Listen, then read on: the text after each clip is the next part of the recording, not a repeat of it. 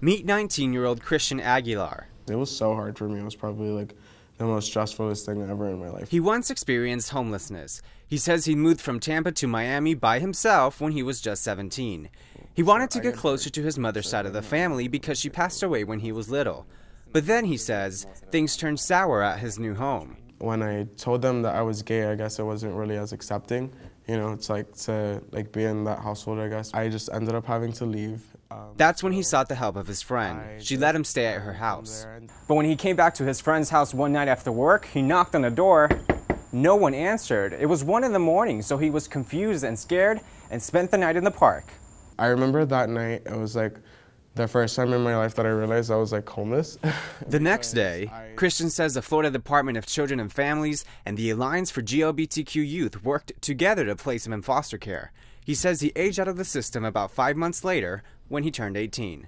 Christian was one of the luckier ones because he did get to go into foster care at the age of 17. That's LJ Woolston. He's the homeless liaison for Project Safe. It's a collaboration between the Alliance for LGBTQ Youth and Pride Lines Youth Services. He actually had zero resources when he met us. Thanks to LJ's help, Christian got into a gay-friendly foster home. But Christian says he was still shocked by the whole experience. Everything was like, it was so different because I never went through anything like that. Now, 2 years later, Christian says he's doing much better. Now I'm, 19? So I survived, and I'm a sophomore in college, and everything's good now. Compared to that time in my life, it was it was hard. He says he now shares a place with 2 of his friends, which is right across FIU's South Campus. LJ from Project Safe says Christian's story is inspiring. Christian's amazing. He's a really resilient young person. He's really, really smart. I'm super grateful to have worked with him. The National LGBTQ Task Force says roughly 1.6 million youth become homeless each year.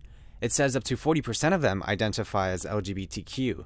LJ says he's had more than 100 clients in the past 2 years, and Christian was just his first. But he wants to remind people that each of his clients have different challenges and successes. For some of them, it's about getting a job, and for the first time in their lives, being able to afford their own apartment. Sometimes, for some young people, it was engaging in sex 4, 5, 6 nights in a row with different people to have a place to sleep that night. So what's next for Christian?